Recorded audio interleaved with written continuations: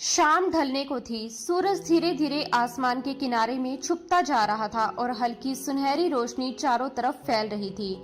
बाहर सड़क पर रोज की तरह भीड़ थी। गाड़ियों का शोर, हॉर्न की आवाज और लोगों की भागदौड़, सब कुछ अपने रूटीन में चल रहा था। तभी एक काले रंग की कार तेजी से सड़क पर आगे बढ़ रही थी, जिसे करीब 20 साल की पायल चला रही थी। उसने लॉन्ग शर्ट, जीन्स और गले में स्टोल डाला हुआ था। आंखों पर सन ग्लासेस और चेहरे पर पूरा कॉन्फिडेंस था। वो बड़े आराम से स्टीयरिंग संभालते हुए ड्राइव कर रही थी, जैसे उसे किसी बात की कोई चिंता ही नहीं हो। पीछे वाली सीट पर उसकी 3 सहेलियां बैठी थी, जो जोर जोर से हंस रही थी, मोबाइल से फोटो और वीडियो बना रही थी और मस्ती में पूरी तरह डूबी हुई थी। कार के अंदर इतना हंसी मजाक चल रहा था कि पायल भी उनकी बातों में खो गई और उसका ध्यान सड़क से थोड़ा हट गया। इसी बीच सामने लगे पुलिस नाके पर उसकी नजर देर से पड़ी। तभी बगल में बैठी उसकी सहेली नेहा ने घबराकर कहा, अरे पायल, सामने पुलिस। लेकिन तब तक देर हो चुकी थी और एक हवलदार ने हाथ उठाकर गाड़ी रोकने का इशारा किया।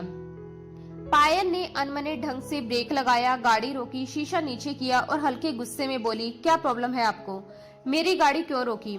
हवलदार ने सख्त आवाज में कहा, मैडम, आपका चालान होगा, आपने सिग्नल तोड़ा है। ये सुनते ही पायल ने तुरंत बात पलटते हुए कहा, कब कहा?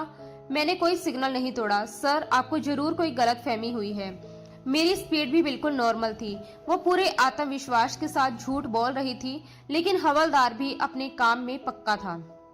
उसने भौहें चढ़ाते हुए कहा, मैडम, मुझे कोई गलतफहमी नहीं है। पिछले नाके से कॉल आई है, आपकी गाड़ी का नंबर नोट किया गया है। ये सुनकर पायल अंदर ही अंदर चिढ़ गई। उसे पता था कि गलती उसी की थी और अब उसे किसी तरह यहाँ से निकलना होगा। वो जल्दी जल्दी दिमाग दौड़ाने लगी कि क्या किया जाए। तभी उसकी नजर थोड़ी दूर खड़े एक पुलिस अफसर पर पड़ी। वो अफसर बाकी सबसे अलग नजर आ रहा था। लंबा कद, शानदार पर्सनैलिटी, सलीके से पहनी हुई यूनिफॉर्म, आंखों पर काले सन ग्लासेस और हाथ में वायरलेस। वह किसी से बात कर रहा था और उसके अंदाज में एक अलग ही रौब था। पायल की नजर जैसे ही उसकी शर्ट पर लगे बैच पर पड़ी, उसने उसका नाम पढ़ा, डीएसपी वेदांत शेखावत। ये पढ़ते ही उसके दिमाग में एक आइडिया आया और उसकी आंखों में चमक आ गई। उसने एक नजर अपनी सहेलियों पर डाली, जो पहले से ही थोड़ी परेशान थी, और फिर हवलदार की तरफ मुड़कर गुस्से में बोली, तुम्हें शर्म नहीं आती? अपने ही साहब की बीवी को रोककर चालान कर रहे हो। हवलदार ये सुनकर एकदम चौंक गया और बोला, क्या मतलब मैडम? पायल ने थोड़ा झुककर धीमी आवाज में कहा, वो जो सामने खड़े हैं ना, डीएसपी वेदांत शेखावत, वही मेरे पति हैं। ये सुनते ही हवलदार के होश उड़ गए। उसने घबराकर उस अफसर की तरफ देखा और फिर पायल की तरफ, जैसे उसे यकीन ही नहीं हो रहा हो। वह हकलाते हुए बोला, वो आपके हस्बैंड है? पायल ने पूरे रौब के साथ कहा, हाँ, और अगर उन्हें पता चल गया कि तुमने मुझे यहाँ रोका है तो सोच लो तुम्हारा क्या होगा। अब हवलदार पूरी तरह डर गया था। उसे अपने सख्त अफसर के बारे में अच्छी तरह पता था कि वह छोटी सी गलती भी माफ नहीं करता। उसने तुरंत पीछे हटते हुए कहा, सॉरी मैडम, गलती हो गई, आप जा सकती हैं, बस प्लीज मेरा नाम मत बताइएगा। उसकी आवाज में डर साफ झलक रहा था। पायल ने बड़ी मुश्किल से अपनी हंसी रोकी और बोली, ठीक है, इस बार छोड़ रही हूँ, लेकिन आगे से ध्यान रखना। जैसे उसने उस पर कोई बड़ा एहसान कर दिया हो। फिर उसने तुरंत गाड़ी स्टार्ट की और वहां से निकल गई। जैसे ही उसकी कार उस अफसर के पास से गुजरी, पायल और उसकी सहेलियां खुद को रोक नहीं पाई और जोर जोर से हंसने लगी। सब उसकी चालाकी की तारीफ कर रही थी और कह रही थी कि उसने तो कमाल कर दिया। पायल भी अपनी इस छोटी सी जीत से बेहद खुश थी। उसके चेहरे पर शरारती मुस्कान थी और दिल में यही सुकून कि उसने एक बार फिर अपनी समझदारी से मुश्किल से निकलने का रास्ता ढूंढ लिया और पुलिस वाले को बड़ी आसानी से बेवकूफ बना दिया। लेकिन जैसे ही वो गाड़ी आगे बढ़ी, वेदांत ने अचानक चौंक कर उसकी नंबर प्लेट को ध्यान से देखा और तुरंत उसका नंबर नोट कर लिया। उसके चेहरे पर हल्की सख्ती आ गई थी, जैसे उसे कुछ गड़बड़ महसूस हो गई हो। वो तुरंत पलटा और तेज कदमों से हवलदार की तरफ बढ़ा। उसके पास पहुंचते ही उसने कड़े लहजे में पूछा, तुमने उन लड़कियों को जाने क्यों दिया? उन्होंने सिग्नल तोड़ा था। उसकी आवाज में ऐसा रौब था कि हवलदार घबरा गया। वो हकलाते हुए बोला, सर सर वो मैडम थी। वेदांत ने बोहें चढ़ाते हुए उसे घूरा और पूछा, क्या मतलब, कौन सी मैडम? हवलदार ने डरते डरते कहा, सर आपकी वाइफ। ये सुनते ही वेदांत का दिमाग जैसे एक पल के लिए घूम गया। उसने गुस्से में कहा, क्या बकवास कर रहे हो? हवलदार ने जल्दी जल्दी सफाई देते हुए कहा, जी सर, उन मैडम ने कहा कि वो आपकी वाइफ हैं और अगर मैंने उन्हें नहीं जाने दिया तो आपको पता चल जाता और आप मेरा ही चालान कर देते। लेकिन इतना कहते कहते ही उसका चेहरा पीला पड़ चुका था, क्योंकि वेदांत के चेहरे के भाव साफ बता रहे थे कि कुछ बहुत गलत हुआ है। वेदांत ने गुस्से में उसे डांटते हुए कहा, बेवकूफ, मुझसे पूछ तो लेते, झूठ बोलकर वो लड़की तुम्हें बेवकूफ बनाकर चली गई। पिछले 6 महीने से मेरे साथ ड्यूटी कर रहे हो, तुम्हें इतना भी नहीं पता कि मेरी अभी तक शादी ही नहीं हुई? ये सुनते ही हवलदार के पैरों तले जमीन खिसक गई। वो शर्म और डर से सिर झुकाकर खड़ा रह गया। वेदांत ने सख्त आवाज में कहा, गाड़ी की चाबी दो। हवलदार ने बिना कुछ बोले तुरंत चाबी निकालकर उसके हाथ में दे दी। वेदांत ने गाड़ी की तरफ बढ़ते हुए कहा, आगे से किसी के हाथों बेवकूफ मत बनना और अपनी ड्यूटी ठीक से करना। हवलदार तुरंत सावधान होकर बोला, जी सर, और उसे जाता हुआ देखने लगा। उधर लड़कियों की गाड़ी काफी आगे निकल चुकी थी, लेकिन वेदांत ने बिना समय गवाए उनका पीछा करना शुरू कर दिया। रास्ते में एक पुलिस नाके पर उसने गाड़ी रोकी और वहां खड़े अफसर को नंबर बताते हुए पूछा। अफसर ने तुरंत जवाब दिया, सर ये गाड़ी अभी कुछ देर पहले यहाँ से लेफ्ट साइड गई है। इतना सुनते ही वेदांत ने बिना देर किए गाड़ी को लेफ्ट मोड़ दिया और तेजी से आगे बढ़ गया। काफी दूर तक पीछा करने के बाद अचानक उसकी नजर एक घर के बाहर खड़ी उसी गाड़ी पर पड़ी। उसने गाड़ी थोड़ी दूरी पर रोकी और ध्यान से देखने लगा। तभी उसने देखा कि कार से 3 लड़कियां उतरी और हंसते हुए अंदर चली गई। लेकिन जैसे ही वो उतरी, गाड़ी तुरंत फिर से आगे बढ़ गई। वेदांत ने तुरंत अपनी गाड़ी स्टार्ट की और उसका पीछा करना जारी रखा। करीब 20 मिनट तक लगातार पीछा करने के बाद वो गाड़ी आखिर एक बड़े से घर के अंदर दाखिल हो गई। जैसे ही गाड़ी अंदर गई, गेट तुरंत बंद हो गया। ये देखकर वेदांत थोड़ा हैरान हुआ। उसने अपनी गाड़ी गेट के पास रोकी और वहां खड़े गार्ड की तरफ देखा। जैसे ही गार्ड की नजर वेदांत पर पड़ी, वह तुरंत सीधा होकर सलाम करने लगा और बोला, सर विष्णुदत्त साहब घर पर नहीं है। उसने यही समझा कि वेदांत उनसे मिलने आया है। वेदांत ने शांत आवाज में कहा, नहीं, मैं विष्णुदत्त अंकल से मिलने नहीं आया। जो गाड़ी अभी अंदर गई है वो, उसने जानबूझकर अपनी बात अधूरी छोड़ दी। गार्ड तुरंत समझ गया और बोला, सर वो पायल मैडम है, विष्णुदत्त साहब की इकलौती बेटी। ये सुनकर वेदांत के चेहरे पर हल्की मुस्कान आ गई, जैसे उसे अपनी तलाश का जवाब मिल गया हो। उसने गार्ड से कहा, ठीक है, जाओ उन्हें बुलाकर लाओ, लेकिन ध्यान रखना उन्हें मेरे बारे में कुछ मत बताना। गार्ड ने तुरंत सिर झुकाकर जी सर कहा और अंदर की तरफ पायल को बुलाने चला गया, जबकि वेदांत वहीं खड़ा होकर अगले पल का इंतजार करने लगा। थोड़ी ही देर बाद जैसे ही दरवाजा खुला और पायल सामने आई, सामने खड़े वेदांत शेखावत को देखकर उसकी आंखें हैरानी से फैल गईं और उसके मुंह से अनायास ही निकला, आप? वो कुछ पल के लिए बिल्कुल जड़ हो गई, जैसे उसे समझ ही ना आ रहा हो कि क्या बोले। वेदांत को उसकी यही हालत देखने की उम्मीद थी, इसलिए वो बिल्कुल शांत और नॉर्मल खड़ा रहा। फिर वह धीरे धीरे 2 कदम आगे बढ़ा, उसके करीब आया और हल्की मुस्कान दबाते हुए बोला, क्या हुआ माय डियर वाइफ? मुझे देखकर इतनी हैरान क्यों हो गई हो? जैसे कोई भूत देख लिया हो? ड्यूटी के बाद घर ही आना था ना मुझे। चलो अब अंदर चलकर खाना लगाओ, बहुत भूख लगी है। वैसे आज खाने में क्या बनाया है? उसके शब्दों में हल्का मजाक था, लेकिन चेहरे पर पूरी गंभीरता थी, जिससे पायल और ज्यादा घबरा गई। वो हकलाते हुए बोली, क्या मतलब? कौन सी वाइफ? वेदांत ने बोहें उठाकर कहा, आप ही तो हो। आपने हवलदार को यही बताया था ना कि आप मेरी वाइफ हैं। इतना सुनते ही पायल का चेहरा पूरी तरह उतर गया। वह घबराकर बोली, नहीं सर, मैंने ऐसा कुछ नहीं कहा। वो तो वह अपनी बात से मुकरने ही वाली थी कि वेदांत ने बीच में ही उसकी बात काट दी और सख्त आवाज में बोला, मिस पायल, एक तो आपने कानून तोड़ा है और ऊपर से अब झूठ भी बोल रही हैं। ये सुनकर पायल और ज्यादा घबरा गई। उसने हैरानी से पूछा, आप मेरा नाम भी जानते हैं? वेदांत ने बहुत ही शांत अंदाज में जवाब दिया, जी हाँ, मैं आपका पूरा बायोडाटा जानता हूँ। आपके पापा का नाम विष्णु दत्त है, जो एक बड़े बिजनेसमैन हैं।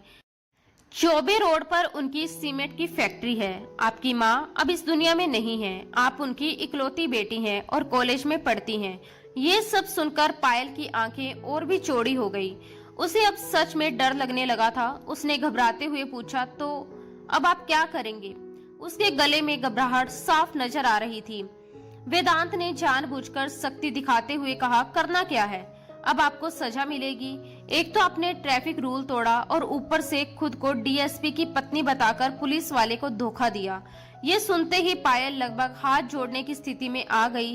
वे जल्दी जल्दी बोलने लगी, देखिए सर, प्लीज मुझे माफ कर दीजिए। मुझे बस घर जल्दी पहुंचना था, इसलिए ऐसा हो गया। मैं अभी चालान के पैसे दे देती हूँ। आप चाहे तो खुद रख लीजिए या चालान में जमा कर दीजिए, जैसे आपकी मर्जी। बल्कि हम आपस में ही बात खत्म कर लेते हैं। आप जितने पैसे कहेंगे मैं देने को तैयार हूँ, बस पापा को कुछ मत बताइएगा। कुछ देर पहले तक जो पायल अपनी चालाकी पर हंस रही थी, अब वही पूरी तरह घबराई हुई थी और उसके चेहरे का रंग उड़ा हुआ था। उसकी हालत देखकर वेदांत को अंदर ही अंदर हंसी आ रही थी, लेकिन वह ऊपर से सख्त बना हुआ था। उसने भौहें चढ़ाते हुए कहा, क्या मतलब मैडम, आप मुझे रिश्वत देने की कोशिश कर रही हैं? पायल ने बेफिक्री दिखाने की कोशिश करते हुए कहा, अरे सर, इसमें क्या फर्क पड़ता है? पुलिस तो वैसे भी रिश्वत लेने के लिए बदनाम है। आप ले लेंगे तो क्या हो जाएगा? और आप टेंशन मत लीजिए, मैं किसी को नहीं बताऊंगी कि डीएसपी वेदांत शेखावत ने मुझसे पैसे लिए। ये सुनकर वेदांत ने उसे तीखी नजरों से देखा। वो कुछ कहने ही वाला था कि तभी वहां एक गाड़ी आकर रुकी। पायल ने जैसे ही देखा, उसके होश उड़ गए। वह उसके पापा विष्णु दत्त की गाड़ी थी। उसके चेहरे पर डर और बढ़ गया। वह तुरंत धीरे धीरे वेदांत से विनती करने लगी, सर प्लीज पापा को मत बताइएगा। आप कुछ भी बहाना बना दीजिए कि आप किसी और का एड्रेस पूछने आए थे। मैं आपको बाद में जितने पैसे कहेंगे दे दूंगी। वह तेजी से धीरे धीरे बोलती जा रही थी, जबकि वेदांत उसकी बातों को पूरी तरह अनसुना करते हुए शांत खड़ा था, जैसे अब आगे होने वाले सीन का इंतजार कर रहा हो। अरे वेदांत बेटा, तुम यहाँ बाहर क्यों खड़े हो? अंदर चलो ना।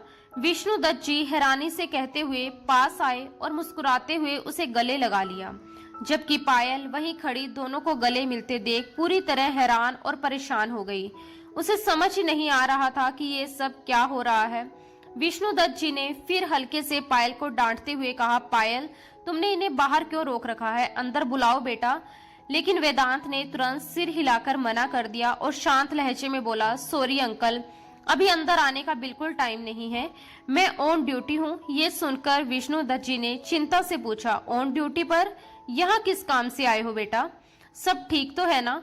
ये सवाल सुनते ही पायल, जो अब तक हैरानी में खोई हुई थी, झटके से संभली और तुरंत वेदांत की तरफ विनती भरी नजरों से देखने लगी, जैसे उसे चुप रहने का इशारा कर रही हो। लेकिन वेदांत ने उसे पूरी तरह नजरअंदाज करते हुए विष्णु दत्त जी से कहा, दरअसल अंकल, एक लड़की सिग्नल तोड़कर भाग रही थी। मैं उसका पीछा करते हुए यहाँ तक आया और अभी पता चला कि वो आपकी बेटी है।